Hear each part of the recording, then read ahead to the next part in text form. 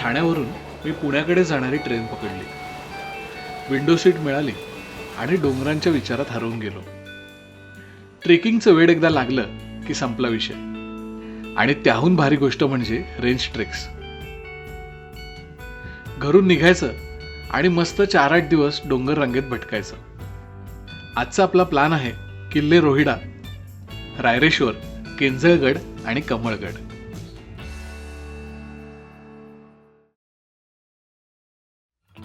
पुणे आलं आणि ट्रेनमधून उतरलो. ट्रेन नंतर आता ST ने पुढचा प्रवास सुरू केला.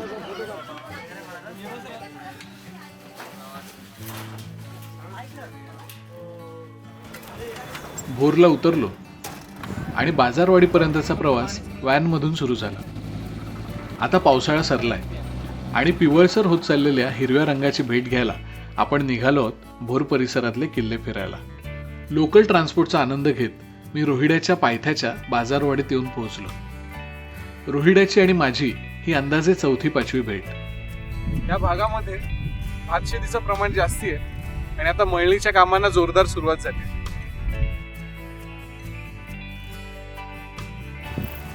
बाजारवाडीतून चालायला सुरुवात केली आहे. ऊन खूप झालंय. रोहिडा किल्ल्यापासून आजच्या ट्रेकला सुरुवात करूया. रोहिड्याची डोंगर रांग तशी अगदीच उघडी आहे. वाटेवर आज सावलीत येतील असे क्वचितच एखादं मोठं झाड. पिवळसर होत चाललेल्या सुक्या गवतातून डोकावणारी पठारावरची हिरवी झाडं लहानपणी चित्रकलेच्या तासात काढलेल्या निसर्ग चित्राची आठवण देती झाली. रोहिड्याचा किल्ला छोटेखानी आहे. दूरवरून पाहिल्यास मध्यभागी उभा असलेला बुरुज आपल्याला खुणावत राहतो. याच बुरुजाच्या मागे महादरवाजा आहे हे लक्षात ठेवून त्याच्या दिशेने मळलेल्या पायवाटेने आपण पुढे चालत जातो. शेवटची खडी चढण ओलांडली आणि स्वागताला पहिला दरवाजा समोर उभा ठाकला.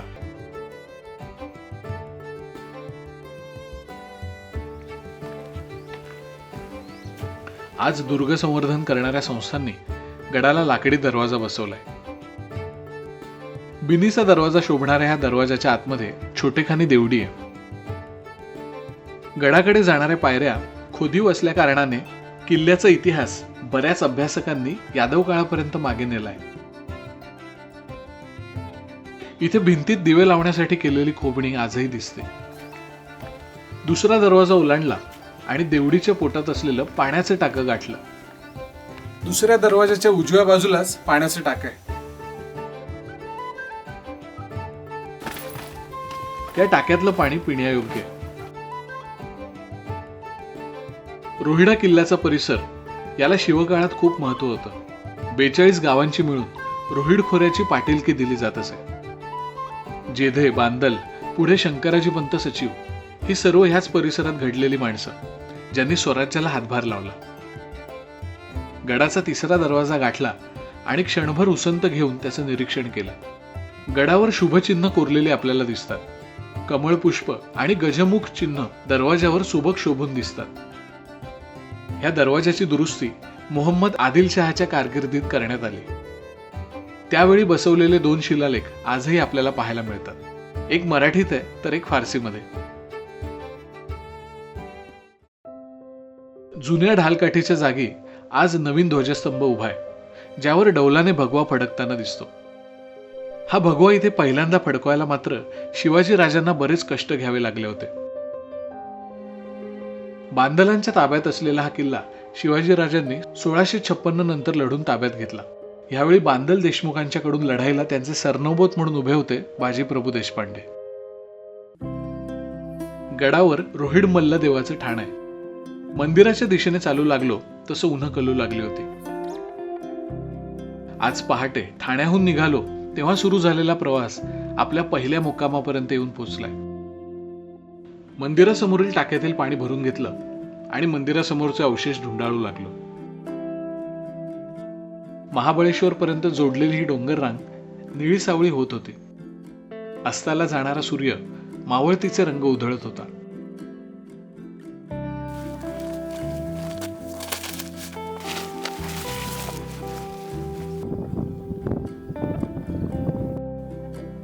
पश्चिम क्षितिजावर चांदोबा उगवले. शेवटची पाखरं घरट्याकडे परतली आणि शेकोटीच्या उभेत इतिहास भूगोलाची उजळणी करत मी देखील माझ्या तंबूत पोहोचलो.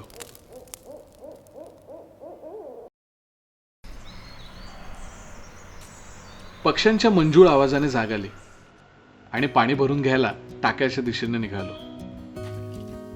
रोहिडा किल्ला तसा छोटेखानी, परंतु पाण्याचं प्रयोजन मात्र मुबलक केलेलं दिसून येतं. गडाचा माथा आटोपशीर आहे. प्रत्येक बाजूने आसपासचा मैलोन प्रदेश नजरेत येतो. इंग्रज आणि भोर संस्थान यांच्यामध्ये झालेल्या करारानुसार हा किल्ला शेवटपर्यंत संस्थानिकांच्याच ताब्यामध्ये राहिला. त्यामुळे 18व्या शतकात इंग्रजांनी जे किल्ले उद्ध्वस्त केले त्यापासून हा बचावला. शिवाजी राजांनी आपल्या सर्वच गडांची नावं बदलली होती. त्यात रोहिड्याचं बारसं झालं विचित्रगड. चौतर्फा गडाला डोंगररांग जोडल्यात आणि त्यामुळेच नैसर्गिक संरक्षण न लाभल्याने भक्कम बुरुज बांधून रोहिडा बळकट केलाय. या बुरुजावर मशाल अडकवण्यासाठी ज्या दगडी कड्या वापरल्या जायच्या त्या आजही सुस्थितीत आहेत. या लढाऊ बुरुजाच्या संरक्षणासाठी इथे जंग्या सुद्धा बनवलेल्या आहेत. गडफेरीला जाणारी वाट ही आज सोनेरी गवताने झाकून गेली आहे. पावले चाचपडत आपण तट शोधण्याचा प्रयत्न करतो.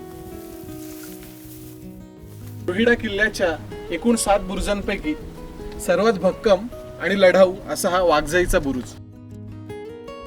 वाघजाई व्यतिरिक्त पाटणे, दामगुडे, शिरवले, फत्ते आणि शर्जा असे इतर नामांकित बुरुज आहेत.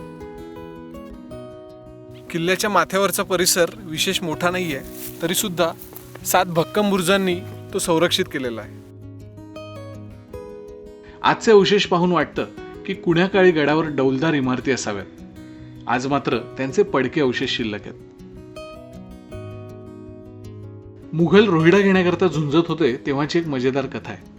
मुघलांकडून बाळाजी नाईक खोपडे गडाला वेढा देऊन उभे होते. गडावर जेध्यांचे सरदार किल्लेदार शिदनोजी जाधव किल्ला लढवत होते. यावेळी वास्तविक सर्जेराव जेधे मुघलांशी काही काळ हातमिळवणी करून युद्ध चुकवून रोहिडा आपल्या ताब्यात राहील असं पाहत होते. परंतु त्यांच्या नाईलाजाने मुघल किल्ल्याला बिलगले आणि किल्ला मागू लागले. सर्जेराव यांनी एका बाजूने किल्लेदार आपल्या हुकुमाबाहेर गेला असं मुघलांना सांगितलं आणि आजारपणाचं नाटक करून कारी मुक्कामी राहिले. दुसऱ्या बाजूने त्यांनी भरपूर अन्नधान्याची रसद पाठवून किल्लेदाराला किल्ला भांडता ठेवण्याचा हुकूम केला. पुढे नाईलाजाने मुघलांना 1689 मध्ये किल्ला द्यावा लागला. परंतु 1690 मध्ये सर्जेराव जेधे यांनीच पुन्हा गड जिंकून घेतला.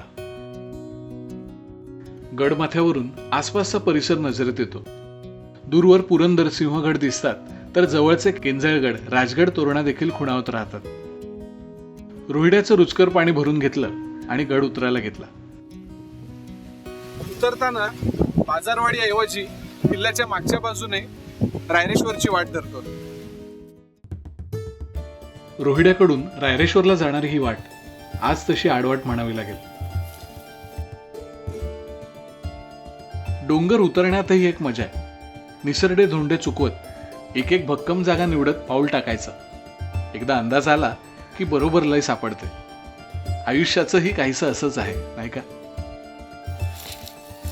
समोर केंजळगड दिसतोय आणि त्याच धारेवरच्या रायरेश्वरावरती आज रात्रीचा मुक्काम.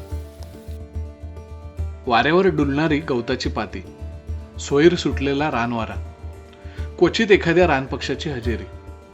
बाकी मी, ही रानवाट आणि समोर पसरलेले आडवे रायरेश्वराचे पठार. डोंगराच्या प्रेमात पडण्याचा हा फक्कड बेत. विचारांच्या ओघात पावलं झटपट उतरत गेली आणि काही मिनिटातच मी रोहिड्याच्या मागच्या बाजूला असलेल्या नाझरे गावच्या वेशीत प्रवेश केला. बैलाच्या गळ्यातील घंटी घुंगराचा नाद वाऱ्यावर विरत कानी पडला आणि समोर गावगाडा लगेच नजरेस पडला.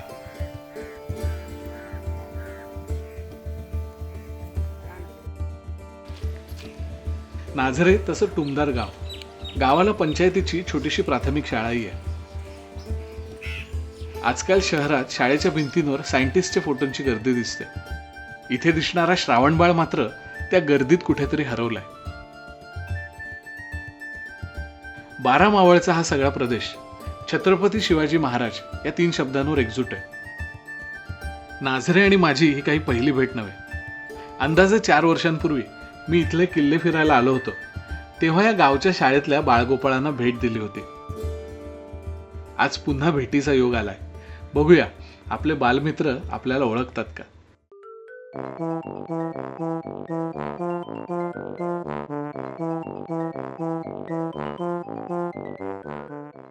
शाळेत पोचलो तेव्हा प्रार्थना पूर्ण करून मंडळी ओळीने शिस्तबद्ध बसली होती. शाळेतल्या बाईंनी ओळख दिली आणि गेल्या दौऱ्यातल्या टिपलेल्या आठवणी मी त्यांना दाखवल्या. त्यांनी मला मुलांना भेटण्याची परवानगी दिली आणि मग मी या छोट्या मावळ्यांशी मनमुराद गप्पा मारल्या.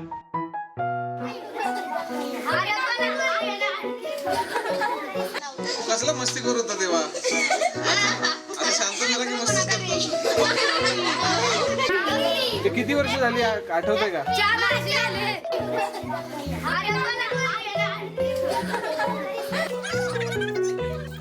4 वर्षांपूर्वी रायरेश्वर, केंजळगड आणि रोयडा ट्रेक केला होता. केंजळगड करून नाझरे गावातनं जात होतो तेव्हा ही नाझरे गावातली जिल्हा परिषदेच्या शाळेमध्ये आलो होतो. त्या शाळेमधली लहान मुलांचे फोटो काढले होते. आता 4 वर्षांनी पुन्हा तो ट्रेक करायचा योग आला. जी सगळी मुलं आहेत ती बरीच मोठी झाली आहेत. काही कॉलेजला आहेत आणि काही अजून शाळेमध्ये भेटली.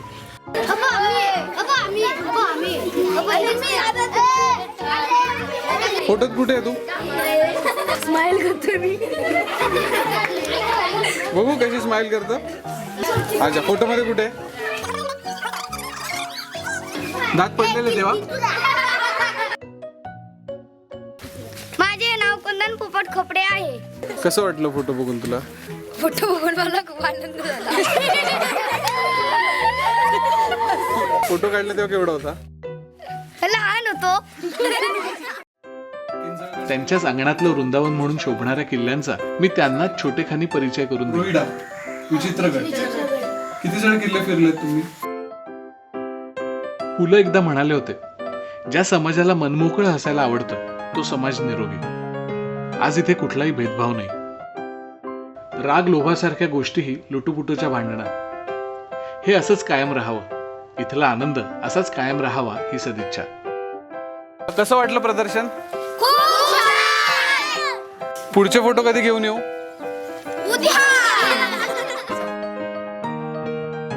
शाळा सुटली तशी मुलं आपापल्या घरी निघाली. काही मुलांनी तर शाळेच्याच अंगणात खेळाचा पहिला डाव सुरू केला. 4 क्षण मी लहान होऊन त्यांच्या खेळात रमलो. इंग्रज देश सोडून गेले, पण ते गेल्यावरही आपण त्यांनी दिलेल्या 2 गोष्टी मात्र प्राणपणाने जपून ठेवल्या. एक म्हणजे क्रिकेट आणि दुसरं चहा.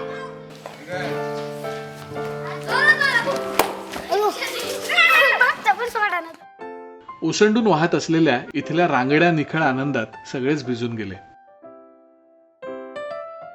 गावात पुरातन असं काळभैरवाचं मंदिर आहे. मंदिरात भैरव आणि भैरवीच्या सुंदर काळ्या पाषाणातल्या मूर्त्या आहेत. मंदिरात दर्शन घेतलं तेव्हा तिथे गावचे सरपंच भेटले. पोलीस उपनिरीक्षक पदावरून ते निवृत्त झाले होते. यथेच्छ पाहुणचार करून त्यांनी आम्हाला गावातच मुक्कामी थांबवून घेतला. या शूटसाठी राधेश, निलेश, केदार आणि मी असे 4 जण होतो. शूट नीट मिळालंय ना हे बघायला आलो आणि टेंट वाऱ्याने उडून पाण्यात पडला. 2012 मध्ये ड्रोन नव्हता, तर एका ठिकाणी राधेश पोलवर चढला होता. या एपिसोडचं स्क्रिप्ट लिहिलंय प्रणव महाजनने. पुढच्या भागात बघूया रायरेश्वर आणि केंजळगडचा प्रवास.